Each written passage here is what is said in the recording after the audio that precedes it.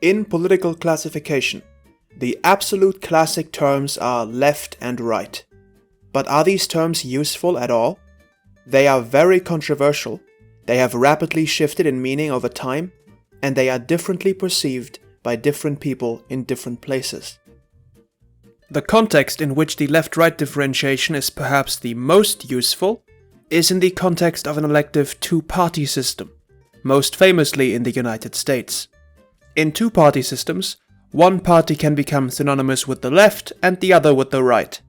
But at that point, you might just stop saying left and right and start using the names of the parties in question. So, there must be some greater global context to these terms.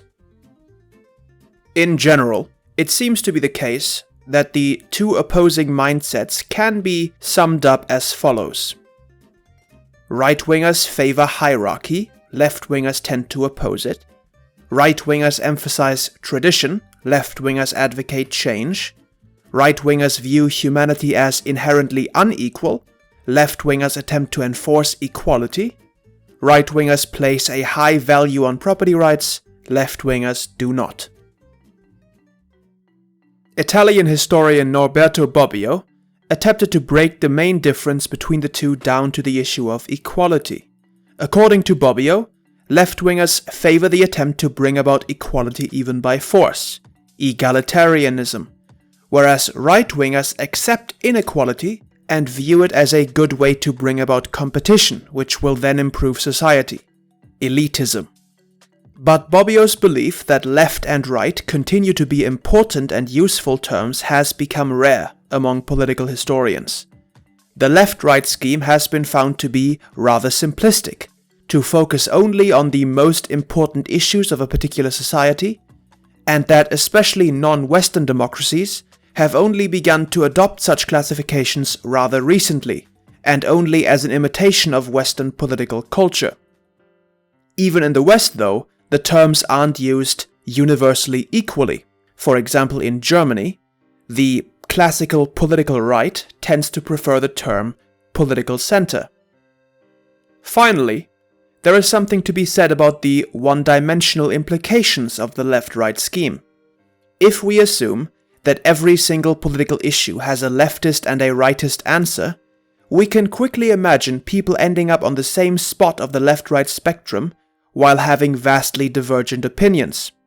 Additionally, the one-dimensional model also implies that being extreme left and extreme right puts you at exactly the same distance to the center and double that distance from each other, while historically speaking, proponents of far left and far right ideologies carry significant similarities that are not carried at all by the political center. So, what system of political classification might be preferable? We might look at specifically the opinions to change the status quo, and thus could go with the classical subdivision of 19th century European politics. Those who wish to uphold the status quo and desire very little change are conservative. Those who desire small, gradual changes are moderate. Those who desire strong changes within the existing framework are liberal. Those who desire revolutionary changes to both policy and framework are radical. And finally, those on the other side who want to go back in time politically speaking are reactionary. Now, this model of these five factions, of course, also plays into the three great ideologies of the 19th century, socialism, liberalism, and conservatism, all of which will receive a video in this series, but it is doubtful whether or not this system is particularly useful in the present. First of all, especially the terms liberal and conservative have become highly specific labels in their own right and do not anymore necessarily connect to the status quo. Another problem is with the word radical. In the 19th century, the term radical had a specific narrow definition of revolutionary egalitarian movements. Nowadays, the term is colloquially used as a synonym for the term extremist. Politologically speaking, a right-wing radical does not make much sense. The correct phrasing would be right-wing extremist. But the term has changed in popular usage away from its initial meaning. Finally, This model simplifies reactionary thought to a simple, singular, retrogressive faction, even though reactionary elements are just as diverse as progressive elements. There are constitutionalist reactionary forces like social conservatives who want gradual change backwards, and there are revolutionary reactionary forces like fascist movements who want to overthrow both the current policies and the framework. We could attempt to simply plug out the problematic terms and start using terms such as revolutionary, reformist, and establishment, and then mirror these terms across the status quo to also include various reactionary elements.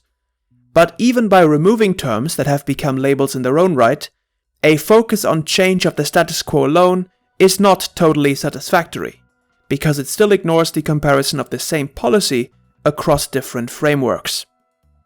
So, with the problems of the classical modes of explanation laid out, what other modes of political classification are there? Dissatisfaction about the one-dimensional nature of the left-right continuum might lead you to conclude that perhaps a two-dimensional diagram is in order. A famous example from the late 1960s is the Nolan Chart, which attempts to overlay with each other two independent axes, one for economic freedom and the other for personal freedom. Created by American libertarian David Nolan, likely based on some similar previous models, it attempts to juxtapose both American leftism and American rightism as partially authoritarian, Democrats authoritarian on the economy, Republicans authoritarian on social issues, and attempts to elevate libertarianism as free on both and authoritarianism as unfree on both, leaving only a centrist sector in the middle. The Nolan Chart is of course very biased. David Nolan went on to be a founding member of the Libertarian Party, but it provides an interesting entry point into the fascinating world of two-dimensional political classification nonetheless. The idea of the division into economic and personal axes has since gained further sympathy. Even a bit earlier than the Nolan Chart arose the Bryson-McDill model, which overlays the axis of desired government intervention as anarchy versus statism, and the axis of desired egalitarianism as left versus right. This then divides the field into four sectors, initially labeled socialism, classical Marxism, aristocratic oligarchy, and monarchy, fascism. It is this model which is the most similar to perhaps the most famous two-dimensional version of the political diagram, the political compass, available on a website by the same name launched in 2001. The website does not actually explain its scoring model, but the similarity to the Bryson-McDill model is undeniable. The only differences being the replacement of the terms anarchy and statism with the terms libertarianism and authoritarianism, as well as the change of the various sector names to simply libertarian left, libertarian right, authoritarian left, and authoritarian right.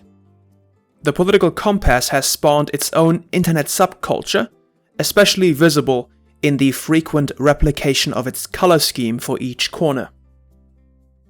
So where does this leave us?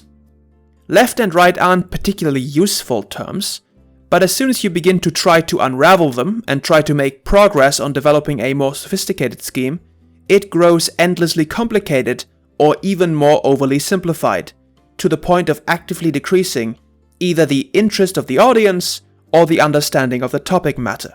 Left and right as terms are very useful to political polemicists, either newspaper authors, radio talk show hosts, or indeed internet users, to simply denigrate a vaguely defined political opponent. So while most political scientists do not like these terms, it is very likely that they are here to stay. In the next episode, we will start talking about specific ideologies, and we will begin with perhaps the most successful ideology of the last 3 centuries, nationalism. Thanks for watching. Cheers.